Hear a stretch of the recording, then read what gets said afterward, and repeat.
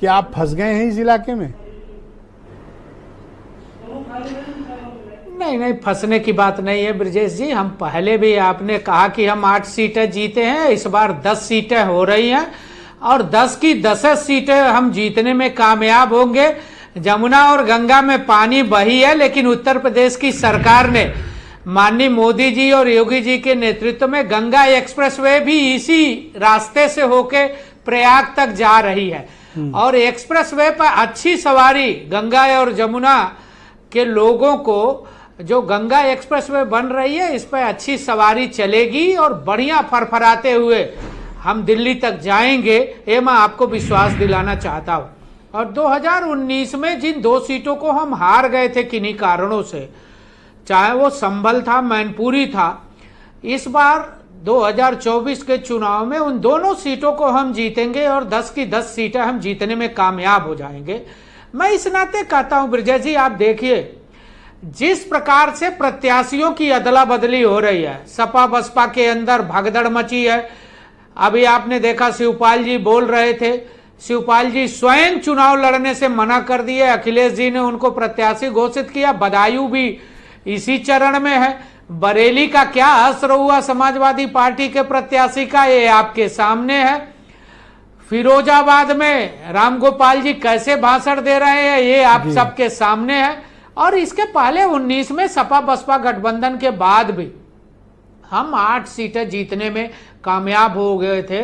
और जिस प्रकार से अखिलेश जी कन्नौज में भागते भागते सवेरे अंतिम समय में नामांकन किए, वो ये दर्शाता है कि कहीं ना कहीं जमीन इनकी खिसक गई है।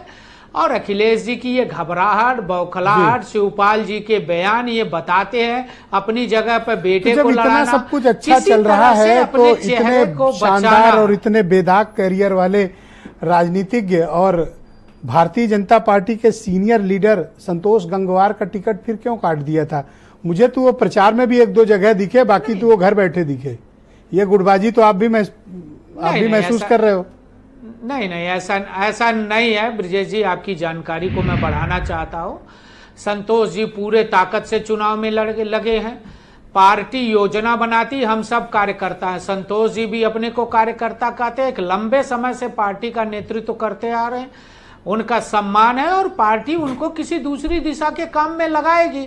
कोई जरूरी थोड़ी है कि हमने उनको टिकट काट दिया, टिकट जो ये चर्चा होती है, हमें लगता है ये चर्चा अनावश्यक है। संतोष जी हम सबके नेता है और निश्चित रूप से माननीय प्रधानमंत्री जी के मन में कोई उनके प्रति कल्पना होगी जिसको वो साकार करेंगे। अभी तो आप खुद ही कह रहे थे कि शिवपाल ने लड़ने से इनकार कर दिया, नहीं लड़े। आप कह रहे हैं संतोष गंगवार पर चर्चा अनावश्यक है। सर एक ही चीज पर 2 फार्मूला नहीं, हम इस नाते नहीं ब्रजेश जी, फार्मूला इस नाते लगा रहे कि संतोष गंगवार जी को हमने घोषित नहीं किया, शिवपाल जी को तो अखिलेश जी ने घोषित किया था, उन्होंने लड़ने से मना कर दिया। क्यों मना कर दिया ये तो शिवपाल जी को बताना चाहिए। अगर लड़ना था आदित्य यादव को तो आदित्य यादव को समाजवादी पार्टी को घोषित करना चाहिए था। तो अगर इतना अच्छा लड़े तो संघमित्रा मौर्य को घोषित होंगे और आदित्य क्या कसूर था संघमित्रा का?